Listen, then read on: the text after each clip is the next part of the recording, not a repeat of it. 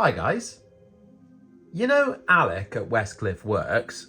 Well, they've done me a solid. They've got me some engineering stuff. Yay for me, yay for them. I'm gonna start with 4 of them actually. Don't worry about the colour of my thumb because I'm making quite a few bits of rolling stock at once at the moment, trying to get ready for Shrewsbury exhibition on the 7th of June. If you're going to come and see me at St Mary's Church, will ya? If you don't, well, that's okay. You've probably got a lot on from what I've heard. These are wagons number 60 and 61. Now, one of them I am going to add I think they've got little wooden supports on the 2 ends, but that's not really much. Apart from that, look how nice they are, hey? What I like about these is Alec's really gone out the way to put the the drop brackets on there to lower the buffer beams. And I know she did that because I asked her to, because I wanted them. I will say at this point, I'm assuming that Alec is going to make everything you see in this video publicly available. At the moment, they're exclusively for Nantgwernal, but that's, you know, because of the rush to get this ready.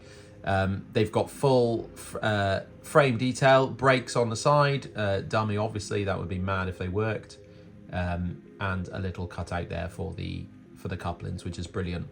They're going to be painted up in black and a wooden top, so that'll be good.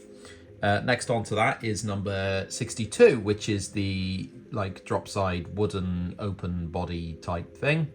The rest of it's very similar to the one underneath, or the 2 underneath. But God, look at that detail. Hey, doesn't that just make you want to scream in pain? No, that's just me. That's okay. Don't worry about that comment. I might edit it out. Yeah, the thing about this is, right, Alec knows that I'm stressing about the fact that I've got not only a lot of saliva in my mouth, but also I've got a lot of coaching stock and I've got heritage stock, but I don't have an engineering train. So the fact that now with these, I'm going to be able to actually have one with the ex-RNAD vans on the ends is a fantastic jump forward for Nantgwernal. So thank you so much, Alec, if you're watching this, and you should really, because it's your stuff. I'm sure you are. Number 63 is the final one for this video. And Alec, I know that I have got more stuff here, but they're waiting for decals and things like that. So this is what I'm going to go with today, these 4 wagons. This is number 63. This is usually bright yellow, and I quite like that it's got the rails at the ends there. Round buffers as opposed to oval shape. That's nice. And it's got the checkered top, and it's really nice that that's come out very, very crisp in the print, actually. That'll be nice to weather up in a lot of rust and things like that. This came with a tiny bit of detail in the form of these little ramps, so I will probably end up gluing those on the top just because they look nice.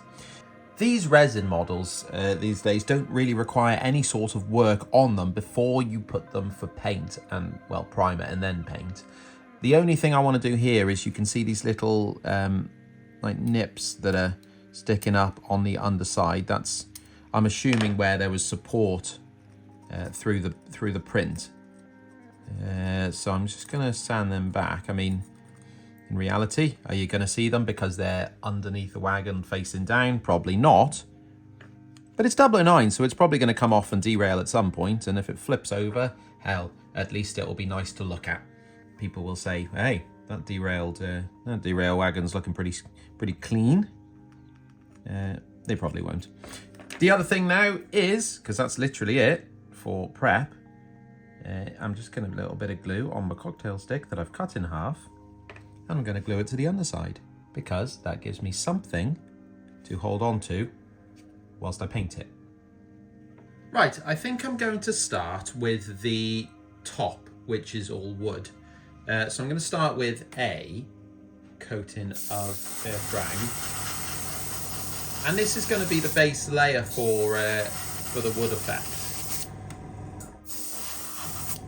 Obviously, the wagon has come with that nice planking detail there, so airbrushing acrylics is like the safest way to make sure you keep that detail there. because you don't be filling it in. Don't use enamel. Right, so I'm going to add a little bit of detail to the surface because there's not really much else I'm going to do with the wagon on the top apart from the odd bit of black at the end in wash form. So I'm going to just change a couple of the tones or the tones on a couple of the planks. So what I'm going to do just to make it look nice and consistent is I'm going to use the same brown, which is earth brown, and I'm going to do a couple where I've added some white or off-white, and then I'll do the same with some of earth brown, and I'll add some darker shades as well just to put a bit of variety. I'm only going to change a couple because really these ones will be the ones that have been changed at different times. So it's going to be like the odd one or two, isn't it? It's not going to be all of them. Right, that's the base of the wood. So now I'm just going to quickly give it a little dry brush just to give the planks, that's not too much, a little bit of weathering. And dry brushing is when you load the paintbrush up with paint and then unload about 90% of it onto like a bit of tissue paper or whatever, and then you can, as you paint, as you can see here, it's not actually painting it, it's just sort of wiping a little bit on it, and that tends to work really well for things like this because it's aging the wood. Before I get on to the metalwork, I need to do the main colour of the open wagon, and that's because it's not actually going to be grey primer grey. It'll be a mix actually, and hopefully you can see it as it's going on. It's more bluey, not the dog, the colour. There we go, you can see it's all masked off now. I'm going to add a couple of bits of detail on the top of those two planks that I've added to it after I've painted it. It's only black acrylic, so I'm not going to worry too much about the spray food being on. It's a very small amount of paint coming out of this, so I should be okay to talk without it blaring in my face. It's really important to keep this as light as possible so it doesn't seep under that masking tape on the top there. So I'm going to do lighter strokes and then build the black up over a couple of passes, I think, as opposed to one heavy one, which is like the only advice I give all the time, but I'm really going to follow it this time so I don't ruin it. Right, so I want to be adding a little bit of detail in the form of weathering powders on these. I might as well do it over there. Just to start adding weathering, powdered weathering. I was going to do it like I've done on some of the other ones, which is mix the powder with water and put it on almost like a paste. But I decided this time I was just going to do it as au naturel powders. There's a couple I'll use. I will use rust. I will also use a greenish colour for the overall earth, which you would have seen on the bogie wagon that sits at Llangwrnlyn siding. And then I'll probably use a little bit of something else. I haven't decided yet because I've got a picture in front of me. So let's have some sort of big brush. I've applied it just where, oh, I've dropped my brush, where I think rust would start to develop. Then I'll brush most of it off because it's probably too intense. It's not sticking very well with this. It might need a coat of varnish actually first. If I can't get it to stick very well, I'll probably do a coat of matte varnish and then do it again. So it's got this. This is just black acrylic, so I'm quite surprised it's not sticking to it, but you know, it's rebelling against the system, which I don't encourage you to do because I like the order of the system, even if Right, I think these three are pretty much ready for a black wash now, just to start mucking them up a bit. You can see that they've got an awful lot of powder on, and it does look a little bit comical at the moment, or intense. It's like show makeup, isn't it, like I say, but I just, oh, there's a hole in that one. I want to tone them back down with the washes, and hopefully they'll just be quite subtle. Have I got a brush? Have I got a brush that I can... you'd think I'd have a brush. There we go, there's a brush. Right, no, there's just wagons in the way everywhere. There we go. Right, black wash on the top. And, well, I say on the top, everywhere. But I start on the top because then I can start washing off. It'll go down the sides. It works really well on, you know, like flat platforms like this. I really like the look of it. It'll pull out the detail in the planking. Oh, look at that. Oh, I love it. Love that. Right, with those ones out of the way, I can get on with this bad boy. This is a bad boy because it's got a metal top. And I've not really done metal before, so I thought I'd start with gunmetal and actually give it a metal coating.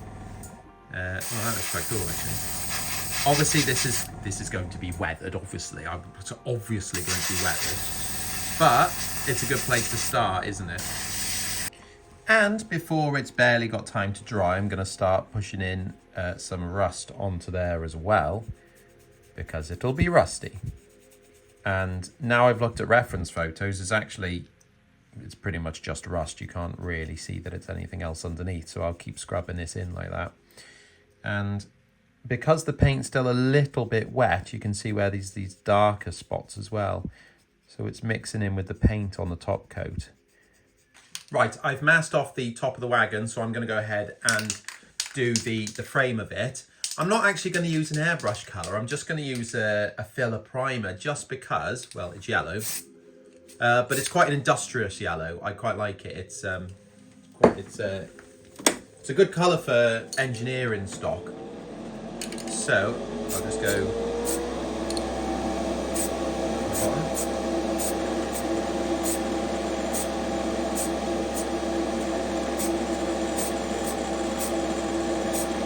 Do you know what? I've added a little bit of black on the details, but that's about it for this. I've taken the masking off to show the top. So I'll go ahead and wash her down, and then that can join the others. You don't need to watch another black wash, do you? That's too much black washing. These are the two flat bed wagons, or whatever you want to call them. Flat wagons. Let's just call them flat wagons because they're flat. These are now fitted with couplings as well, so they're ready for the show at Shrewsbury.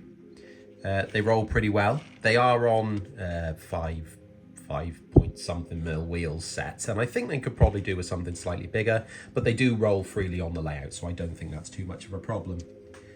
The next one is the open, which I really like. I think the planking in the inside, I think that's come out really well. It does look like grimy, which is good because it's a dirty wagon, so that's good as well. The next one is this one, which has got the ramps, I suppose they are, on top. But this is a great looking wagon.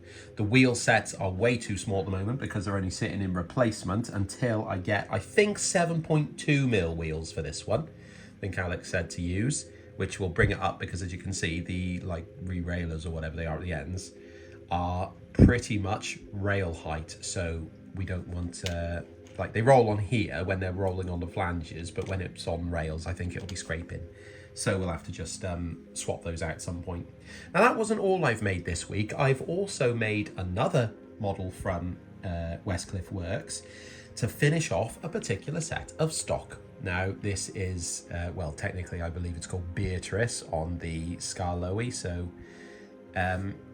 this is Westcliff Works, as I said. I've actually modelled this with the doors closed, and I think this is the first time I've ever modelled the TR guards van with closed doors. It's actually quite nice. I always have open ones, and I mean, the real reason is because I'm running out of time before Shrewsbury's show, so I do actually have to just get on with them. So that's why it's got closed doors, so I don't have to do the interior. But I don't know, I like it. Gives something different because all my others are open. So variety is the spice of life, isn't it? The decals on there are the SR from the set of, where are they from? I don't know, Rail something.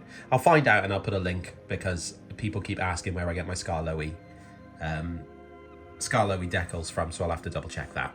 But they finish it off quite nicely because I don't know what else to put on there. And on pictures of the Skarloey, they don't have anything there, but I think it adds it.